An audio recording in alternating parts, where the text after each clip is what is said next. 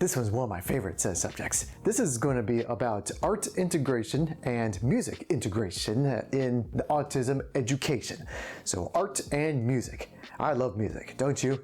I'm pretty sure a lot of folks out there enjoy music, any kind of music out there, you know, rock and roll and jazz, and I can go all day about talking about Elvis Presley or Al Jolson, because back in the day, people used to think jazz was evil, but Al Jolson kind of proved that wrong. Anyway, I can go on all day about music trivia, but what is it about music that relates to autism, and how does this apply to the education in this integration towards music and art?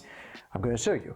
So this is one of my favorite subjects. Well, actually two of my favorite subjects. Two of my favorite subjects, art and music. So, you know, the main reason why, especially when it comes to Autismworks, is because I firmly believe that that really good communication not comes from verbal communication, but also comes from nonverbal standards. Like, for example, drawing pictures, or making videos, or even making music. You know, it's you know, these strategies relating to art and music help clearly translate to people who have autism based on what they are feeling and what they are thinking about. Take for example, if you take for example, how do I put this? I remember some kids, they would communicate in ways of using animated movies. Like, they play certain parts of animated movies, and then it shows what they feel. So, for example, stop right over here at this animated feature, and it translates it to someone being sad. You know, someone's that probably moved away and probably homesick. So, you know, it plays that same scene over and over. And that's the whole part about the art aspect when it comes to the integration for the education. So that's why I believe in Autismworks that art is very important, and so is music. A little known fact is, you know, since I love music so much, one of my favorite things to listen to happens to be music that doesn't really have much lyrics in the music. That's personally me. I'm just more of an instrumental kind of person, and to me, I like to think that the reason is because, you know, for a time I prefer to stay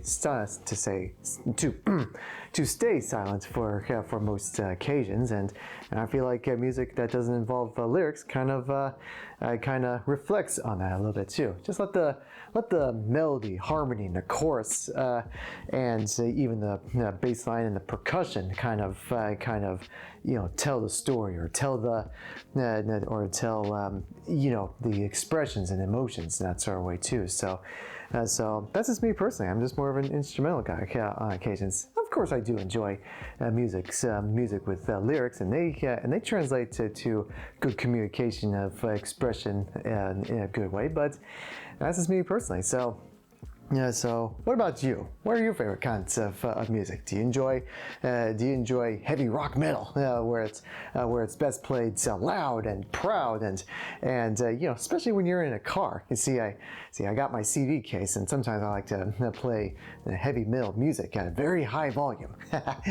You know, kind of makes it fun too, because, you know, that's what I know about music, is that certain music translates a whole lot better when it's in a higher volume, and then there's some music that sounds better in a lower volume. It's a fun little science and math behind the whole thing too, and you know, that's why music class was so fun when I was in elementary, going through middle school kind of thing too. So I'm sure a lot of folks out there get that when it comes to understanding music and learning about music theory and the octaves and all that good stuff.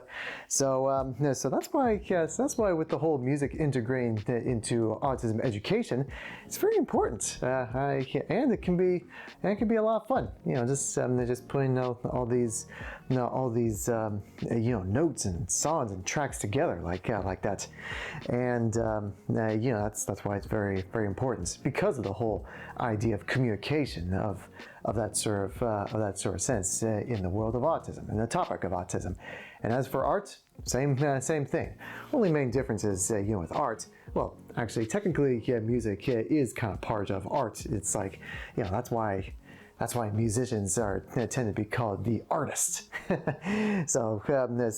But art, as in terms of drawings and making videos and all that's good stuff, paintings and all that good stuff. Even toy making. Toy making definitely counts as an art form in itself. And that's the thing about art is that pretty much just about every piece that's considered art to the artist holds some kind of deep personal connection towards the artist. The art is a reflection towards the artist. So when it comes to integration with autism, you can see a little bit of a part of that person who has it, and all goes down to seeing what he or she has made in art. So I encourage folks with autism to give art a shot. Give art a try. And you may, sometimes it can be a little intimidating because, you probably because somewhere out there probably would think, well, no, what if my art's not that good, or I'm not really the best drawer? Well, that's okay. It's it's totally okay. Just it doesn't matter what how you draw it or what you think other people would perceive it. This is a good challenge for you. Just draw whatever comes to mind. Whether it'll take you 10 minutes or 30 minutes or an hour or anything like that. Even if it's just little scribbles and sure enough to make something of it too. Just take the time and take the time and just draw wherever you feel. A really good tip when starting out is sometimes you take a pen and then you scribble out and then you start scribbling just to try to get the ink. And as soon as you make a bunch of marks like that, then you'll hopefully have some confidence to start drawing wherever comes to mind. And a little bit of a good tip while drawing: listen to music. so that's why it's a little bit of a drive too, in that sort of sense. That's why drawings, arts and illustrations and music. Yeah, illustrations and music. They work its wonders when put together. I tend to enjoy looking at art and then play some music in the background, at least in my head or with earbuds or earphones or on my computer and all that kind of stuff. Because sometimes I enjoy browsing through art online and such. As a matter of fact, right over there, there's this thing called the Art Walk, which they have art and music all around, and it's a really neat place. You can have all the cheese and crackers and wine as you can have. So it's I like to go there a lot, and that's how much art really means to me, and especially with the music, live music, as a matter of fact, too. It doesn't get any better than that. So anyway, I can go on and on about the passion of towards art and music and that, and someday I can show a little bit of my art, but now is not a good time. The whole challenge for you is to give art a shot, and then also when you listen to music, try to just give it a try. Just give it a try. Write down what this favorite track means to you, or your favorite artist means to you, your favorite musician and an album. What do they mean? Why do you enjoy them so much? How do they communicate with you in a very special, personal kind of way? Whether it comes to music and art. So give it a try, and yeah, just give it a try, because in Autismworks we are all we all celebrate the triers. So give art a try, give music a try. And it's time to get to work to make it work. This is Tyler McNamer signing off. And before I go, one thing I would like to say, one last thing that I hope you can take away from, and that is this. And that is this. Work of heart makes fine art. Good night, everyone.